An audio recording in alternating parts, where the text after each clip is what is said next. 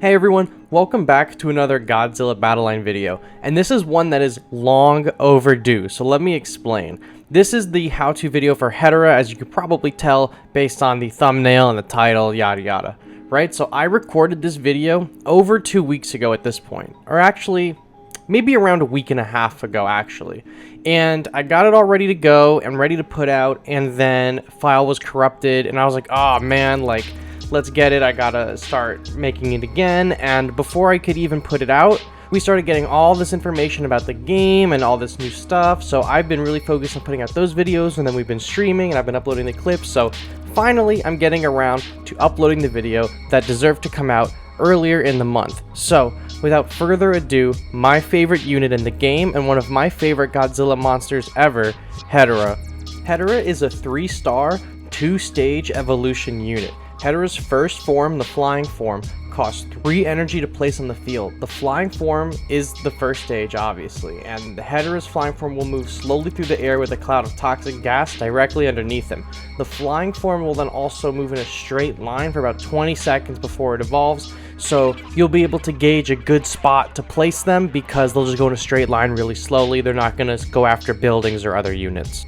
Currently, Hedorah's mature form costs 4 energy to place on the field, and I'm going to make note of that currently because Hedorah did cost 3 energy to drop on the field, but because she was seeing so much play a couple seasons ago, Toho upped her energy cost to 4. Right now, Hedorah has one of, if not the best AoE in the game. The only 2 units that could even come close to doing the amount of AoE that Hedorah does is Hedorah and Hedorah. And Hedorah, his normal attack is just a straight line, and then when on spawn, he has a big field of fire that burns, but you have to be really close for that to work. And Hedorah has a nice 3-lane spread of his lightning ability. But Hedorah, being only a 3-star monster, is cheaper to level up and quicker to get out on the field than either of these 2 big 4-star units, and especially Hedorah, who it's really hard to get pieces for him. Additionally, when Hedorah dies in the mature form, she'll leave behind a pool of acid for 5 seconds that will damage enemies that walk on top of it. Hedorah used to be the only character in the game with an on-death ability, which made them very unique, but now Fire Rodan was added, and this is kind of a yin and yang element to this, where Hedorah on death does damage and Fire Rodan on death does healing. So how do we use this character? Well, Hedorah's flying form only really serves one purpose, and that's to evolve. However, you can send her on top of other units that don't have anti-air for a little bit of extra damage, like the Kamacuras swarms or Jaguar or Godzilla 89. The field of gas underneath her does not a ton of damage, but it can be useful chip damage if the enemies can't really hit them. The mature form has a lot more usage and pretty much is going to be the main focus of this video. The Aoe Attack from Hedorah is extremely powerful, and at level 20 can be deadly to most units, especially if they're huddled together, and we're going to get into that in just a second. Alright, so now let's talk about some strategy. Right, so for the flying form, you're going to want to place her somewhere that is not congested by enemy units so that you have time to evolve. And what I mean by that is don't place it over a really big team fight, because if there's any anti-air, she's going down.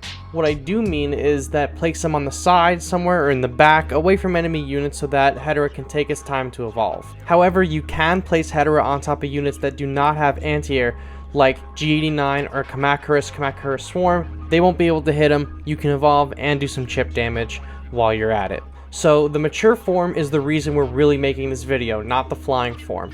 Hedorah has a pretty decent range, so making sure she's nestled behind a tankier unit will let you pump out tons of AoE damage. Pairing Hedorah with a G89 or even a Jaguar will buy you lots of time to just drop acid on the ground. Hedorah is extremely good at crowd control and can hit anti-air units as well as ground units. So placing the mature form down where there are tons of enemies is usually a good idea if you want to spread out as much damage as possible, especially considering Space Godzilla is being used pretty heavily right now, and Hedorah is great at dealing with those types of playstyles. A lot of the Space Godzilla decks, including my own, revolve around using single target attackers or keeping everybody nestled around Space Godzilla to get the buff for the crystals. So if you can destroy those crystals as soon as they come up, that is an absolute huge maneuver, and that is something that Hedorah excels at immensely. Additionally, killing Hedorah is like a double-edged sword. yeah, a unit on the board has just been taken down, either your unit or your enemy's unit, but there's now a pool of acid for 5 seconds that will just be on the ground dealing little bits of damage here and there. This can be extremely potent in certain cases. It can take down Space Godzilla's crystals and it can remove Jet Jaguar's shields. So this is definitely something to keep an eye on because the pool of acid is extremely powerful if used in the right setting. It's not going to do a ton of damage, but you can totally get it to work in your favor. The key component that you really need to be focusing on when using Hedorah is making sure that you're hitting as many units as possible, whether that's stonewalling your opponents over the big death pool of acid or sticking her right in the middle of a team fight. Making sure Hedorah is hitting multiple units at the same time is going to be the most optimal way you can use her. Hedorah also has really solid range, so you can basically hit up to 2 tiles in any direction with her from wherever she's standing. So there are some units that may not even be able to hit Hedorah while she's hitting them, which is also good to know.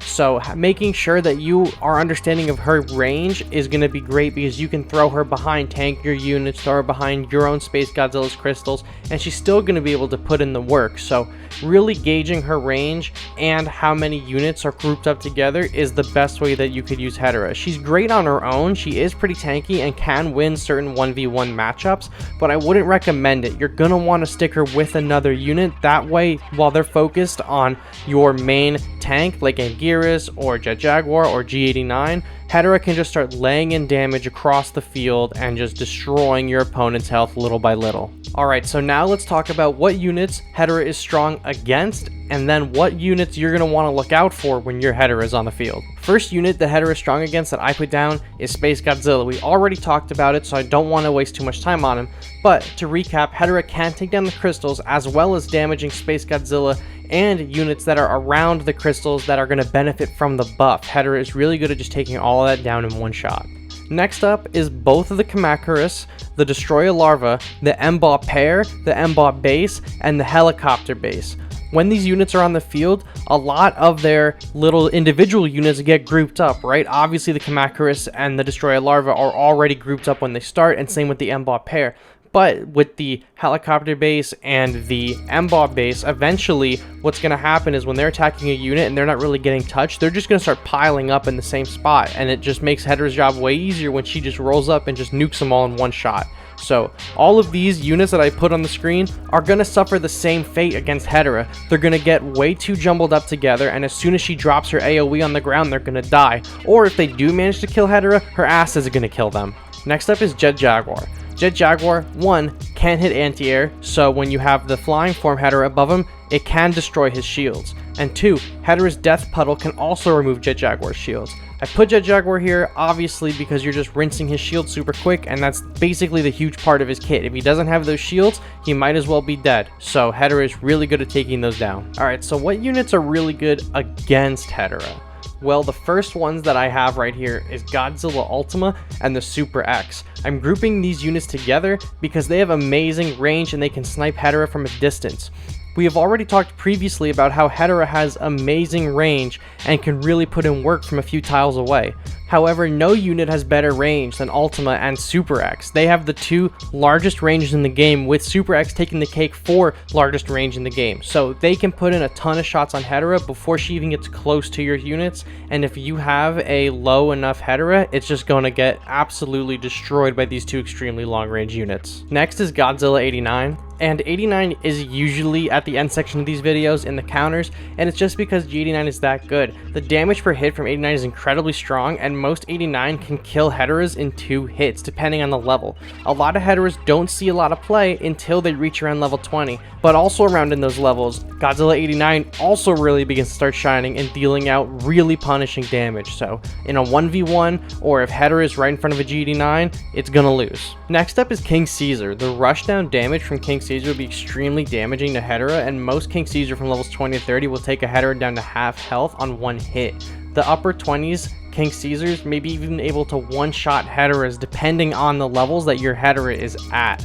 And this is extremely important because if you're trying to win a team fight with just a ton of damage on the field, King Caesar may cut that dream short. You will drop a pool of acid, but you're going to lose all that damage that Hedorah does provide. Finally, a less notable counter, but still kind of a counter, is Fire Rodan, and the only reason I put Fire Rodan on here is to touch back on that yin and yang I mentioned earlier, where Hedorah drops a pool of damage on the field when she dies, and Fire Rodan drops a pool of healing when he dies. So if they kill each other, Rodan's going to cancel that out. Rodan's healing is insane right now at the time of recording, and it can really be something that halts your progress with area damage because it's doing an area heal. Overall, what are my thoughts on Hedorah? Biases aside that it's one of my favorite monsters, Hedorah is an incredibly versatile unit that hasn't seen much play because of when her energy was brought up from 3 to 4.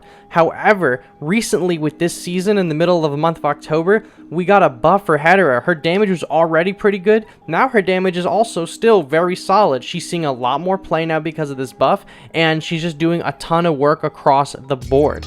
If you play Hedorah just right, you can really decide a team fight, and overall, I think this character is worth putting on any deck. Very cheap unit, one of the best AoEs in the game, and a lot of health, especially for a unit like this. So scoop up Hedorah if you don't have her already in your deck, and put some coins into her, because I'm a firm believer of the Hedorah stock going to the moon. Thank you to everyone who actually requested this video and didn't know it was in production. I've had to redo it now because the old file was corrupted, so I'm glad that I could finally get it out.